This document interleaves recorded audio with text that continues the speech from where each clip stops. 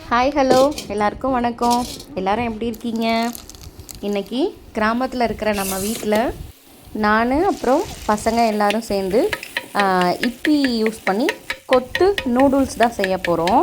வாங்க எப்படி செய்யறதுன்னு பார்க்கலாம்.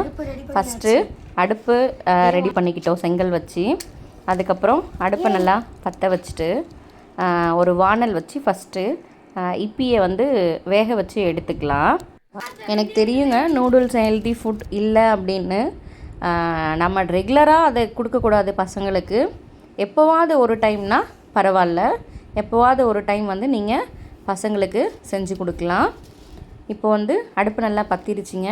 வானல் வச்சு தண்ணி ஊற்றிக்கலாம். நம்ம இப்பி வேக வைக்கிற அளவுக்கு நமக்கு வேணுங்கிற அளவுக்கு ஃபஸ்ட்டு தண்ணி ஊற்றிக்கலாம். தண்ணி நல்லா கொதித்து வரட்டும். தண்ணி கொதித்து வரத்துக்குள்ளார நம்ம இப்பி பாக்கெட்டை வந்து ஓப்பன் பண்ணி நூடுல்ஸ் தனியாகவும் மசாலா பாக்கெட் தனியாகவும் பிரிச்சிடலாம். பாருங்கள், 5 rupees இப்பி வந்து 4 பாக்கெட் வாங்கிட்டு வந்திருந்தோம். ஸோ அதுதான் இப்போ வந்து கொத்து பண்ணலான்னு பிளான் பண்ணியிருக்கோம். ஸோ அதை பிரித்து போட்டு நூடுல்ஸ் பாருங்கள் இந்த அளவுக்கு வெந்ததும் அடுப்பில் இருந்து வானலை கீழே இறக்கி அந்த நூடுல்ஸை வந்து ஃபில்டர் பண்ணி எடுத்துக்கலாங்க. இப்போ வந்து நான் வந்து கொத்து செய்யறதுக்கு தோசைக்கல் தான் யூஸ் பண்ணுறேன். தோசைக்கல்லில் ஆயில் கொஞ்சம் போட்டுக்கலாம். ஸோ இந்த ஆயில் நல்லா சூடு ஏறட்டுங்க.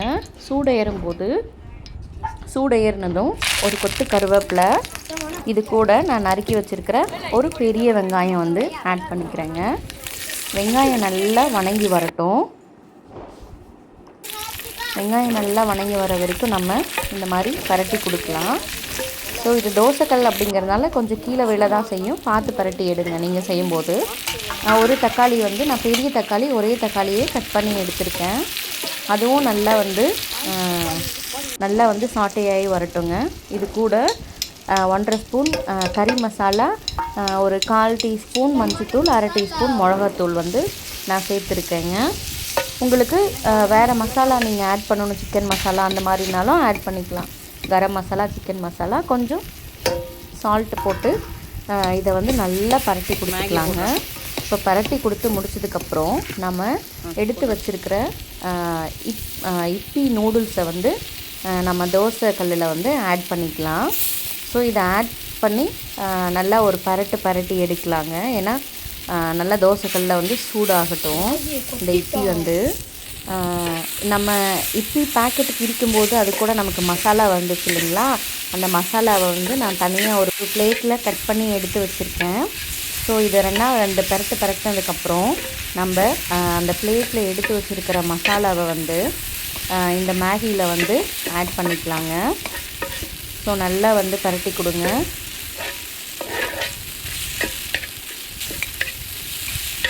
பாருங்கள், இந்த அளவுக்கு நல்லா பரட்டி எடுத்ததுக்கப்புறம் நம்ம கட் பண்ணி எடுத்து வச்சுருக்கோம் இல்லைங்களா இப்பி மசாலா, அந்த பாக்கெட்டில் இருந்த மசாலாவை வந்து நம்ம இந்த நூடுல்ஸில் வந்து ஆட் பண்ணிக்கலாம். ஆட் பண்ணதுக்கப்புறம் நல்லா இதையும் வந்து பரட்டி விடுங்க. நல்லா பரட்டினதுக்கப்புறம் நல்லா வந்து பரட்டி ஸ்ப்ரெட் பண்ணிக்கலாங்க.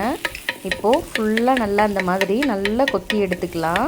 ஸோ மசாலா எல்லா இடத்துக்கும் ஸ்ப்ரெட் ஆகிற அளவுக்கு என்ன பண்ணலாம், இந்த நூடுல்ஸை வந்து நம்ம கொத்தி எடுத்துக்கலாங்க. அவ்வளோதான், நம்மளோட நூடுல்ஸ் வந்து ரெடிங்க. கொத்து நூடுல்ஸுங்க. அவ்வளோ ஒரு டேஸ்ட்டாகவும் அருமையாகவும் இருந்துச்சுங்க. அவ்வளோதாங்க நம்மளோட டிஷ்ஷு. அம்பிட்டு தான். இந்த வீடியோ உங்களுக்கு பிடிச்சிருந்துச்சுன்னா நம்ம சேனலை லைக் பண்ணுங்கள், சப்ஸ்கிரைப் பண்ணுங்கள், சப்போர்ட் பண்ணுங்கள். தேங்க்யூ.